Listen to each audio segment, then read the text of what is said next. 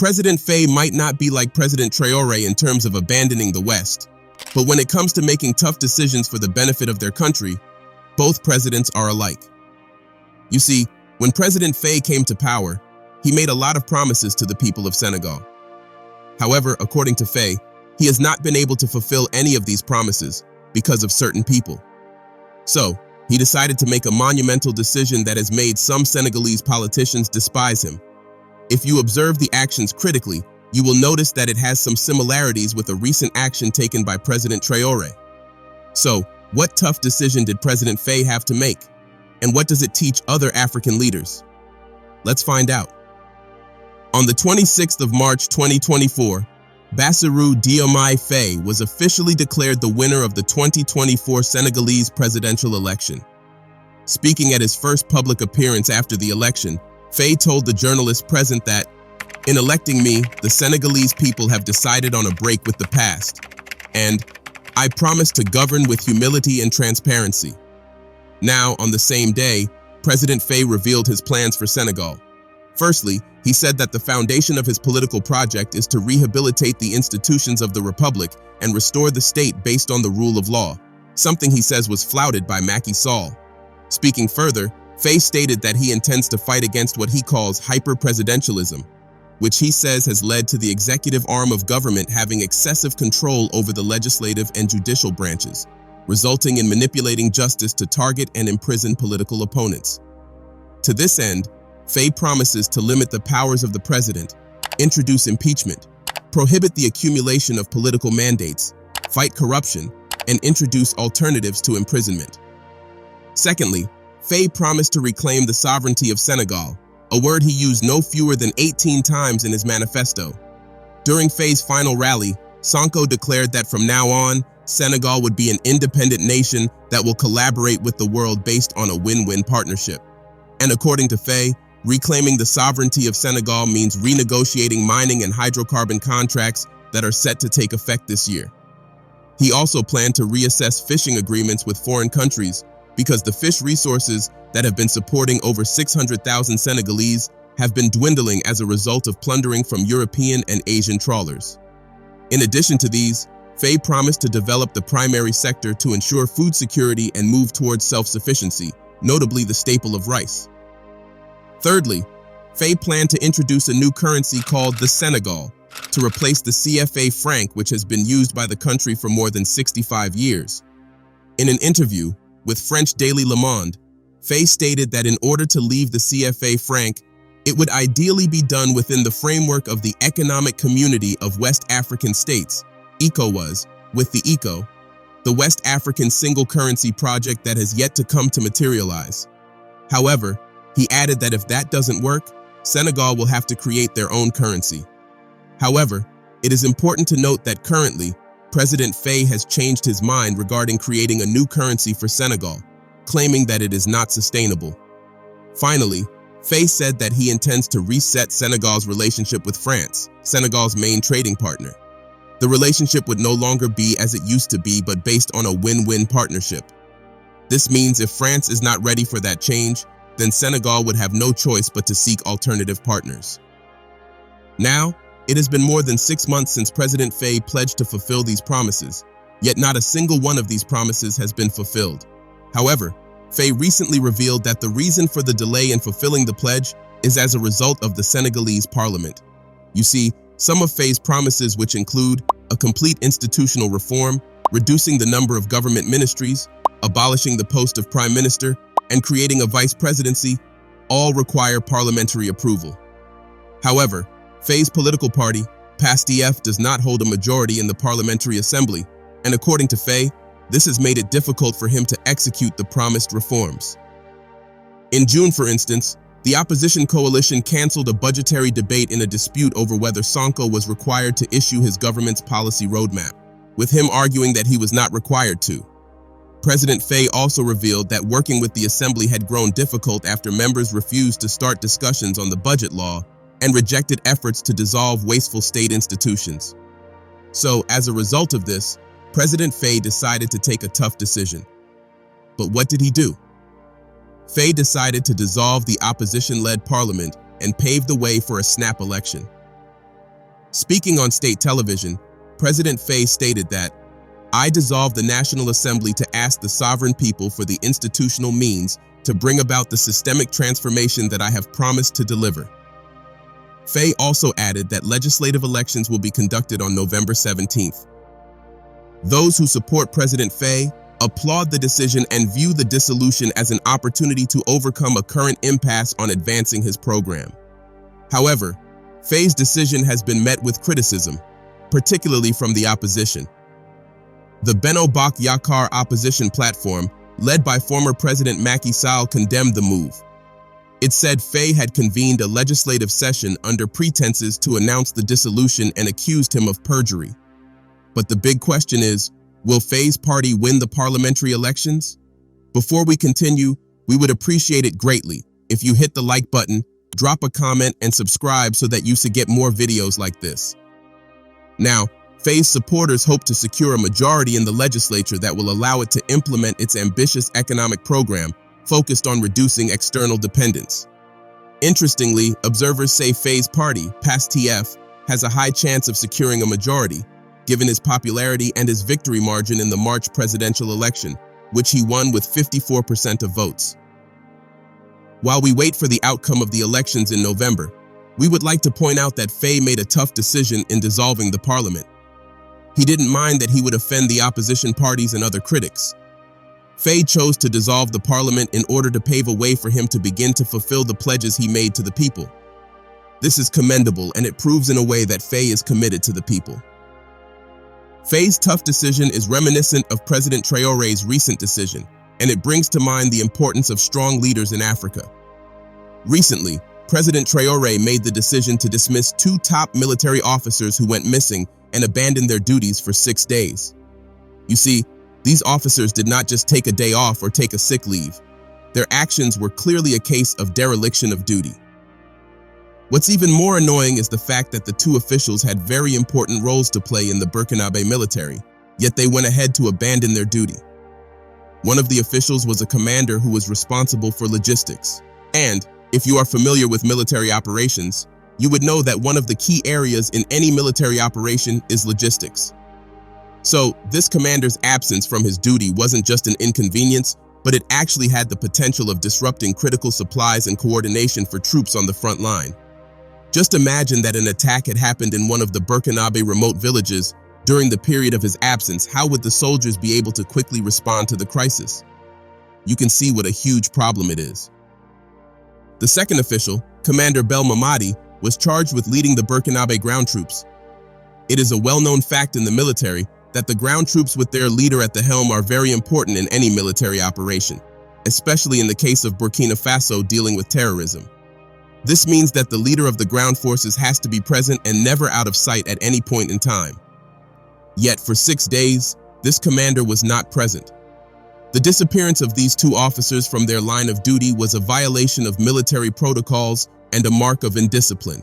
And, in the military, such actions do not go unpunished. However, instead of just suspending them or giving them a light punishment, Traoré decided to kick them out. Most people would view this as a very harsh punishment, but the fact is that this move by Traoré was very necessary. You see, it might seem harsh, but the fact is that it would certainly send a message to the rest of the military about the need for discipline, loyalty, and control. However, just like President Faye's decision to dissolve the parliament was criticized, Traoré's decision was also criticized. In fact, some people have termed Traoré's decision a power grab. What this simply means is that these people think that Traoré dismissed these officials in order to show that he is in charge. They believe that Traoré wanted to make an example of them and use the opportunity to strengthen his hold on power. In simple terms, these critics have described Traoré as a dictator. But from what we can see and say about Traoré, he is clearly not a dictator. The dismissal of the top officials might seem harsh, but let's not forget that Traoré's government is a military one. It is not a civilian government where indiscipline is the order of the day. But despite this criticism, Traoré, just like President Faye, has remained resolute in his decision and chosen to do what he believes is right.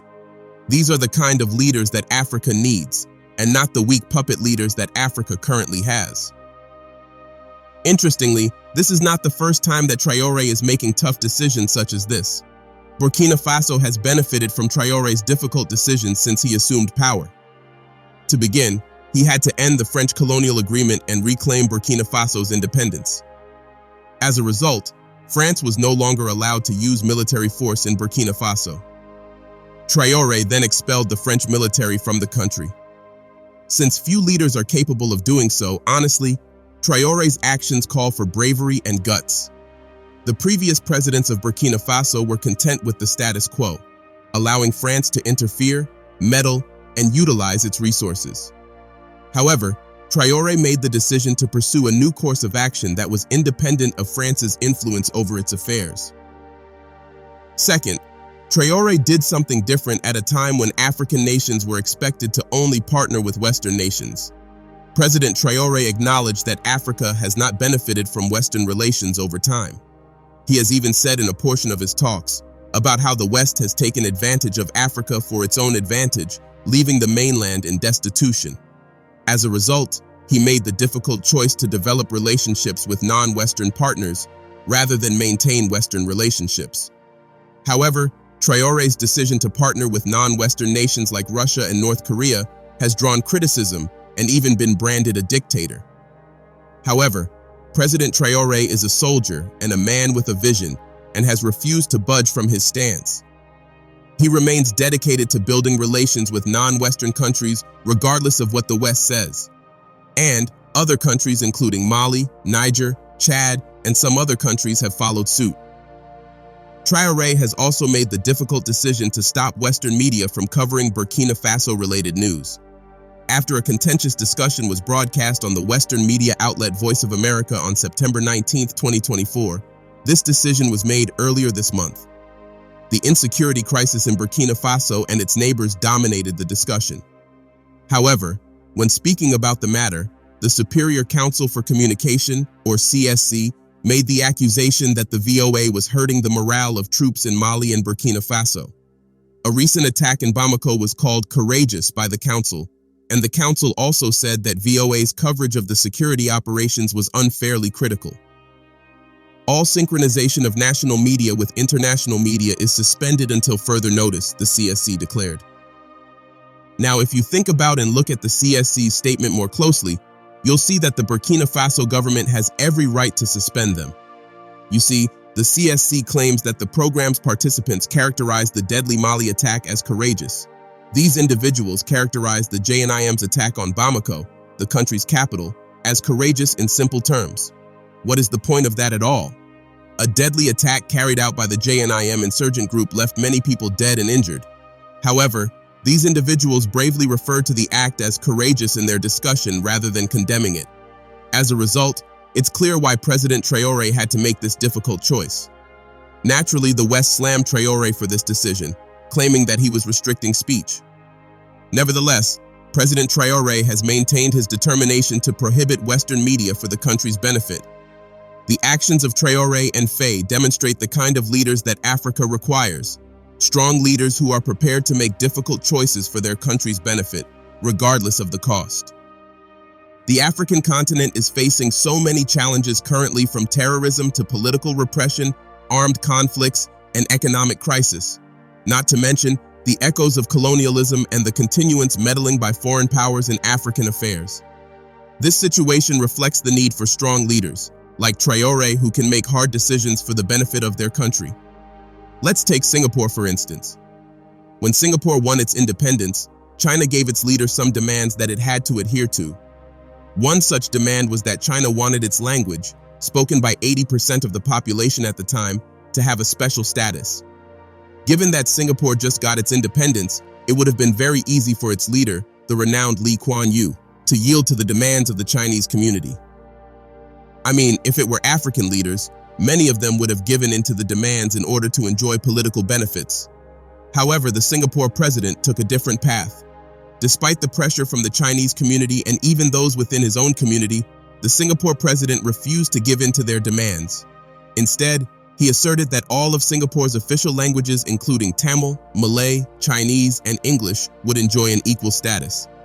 The president was aware of the importance of equality in a society with multiple ethnic groups, the need to unite diverse communities, and the need to preserve his country's chances of success in a changing world. The question is, how many African leaders can have this sort of courage? History shows us that only a few African leaders have successfully cultivated this sort of courage, especially in the face of external pressure. It can arguably be said that most African leaders are content with the current state of the continent because they profit massively from it. These weak but greedy leaders have captured the state, robbing their citizens and future generations of their dignity and agency. They have used poverty, a lack of education, rivalries between ethnic groups, and the people's perception of helplessness as weapons to advance not only their own egotistical goals, but also those of global multinational corporations that make money off the riches of Africa. This brings us to the issue of democracy in Africa. Democracy is often projected as the best form of government in today's world, and any country that doesn't practice it is criticized by the West. And in Africa, this has been what has been practiced for decades after independence, but what has the continent got to show for it? Nothing but corruption, low level of development, insecurity, civil war, and political instability. We see presidents who ought to step down after their term, going again and again and again for another term with ease because they tweaked the constitution to allow them to do so. We see the African masses getting leaders who they did not vote for because the candidate rigged the election. That's the democracy in Africa. And yet every time an election is successfully carried out, the West applauds another success story to their call for democracy, regardless of whether or not the winner was the people's choice. It is said that it is insane to do the same thing over and over again and expect a different result. And the fact is that democracy is not working in Africa. It has failed and will continue to do so. Therefore, isn't it time for Africans to go back to their roots? No doubt, democracy has its merits and has worked for other Western and European countries, but the fact is that it has not worked in Africa and is not suitable because Africa is a traditional society that believes in the collective and community. This is opposite the Western society whose basic unit is the individual. Before the advent of colonialism, Africa had strong institutions that outlived even the strongest of men. Such strong institutions could be found in the Oyo Empire, the Ashanti Empire, Hausa, Fulani Empire, Bini Kingdom, and the Ghana Empire. In fact, even today, in certain cultures and regions where the pre-colonial traditional institutions have been preserved, there are strong institutions that no strong man can overpower yet, for example, the Bini Kingdom. If you observe these traditional political systems, you would note that Africa practiced its own kind of democracy that suited the respective cultures and traditions, and Africans flourished under them. The fact is that if Africa is to get better, it needs to go back to its roots, which have strong institutions and strong men. What are your thoughts? Let us know in the comments section below. Don't forget to like, subscribe, and share this video.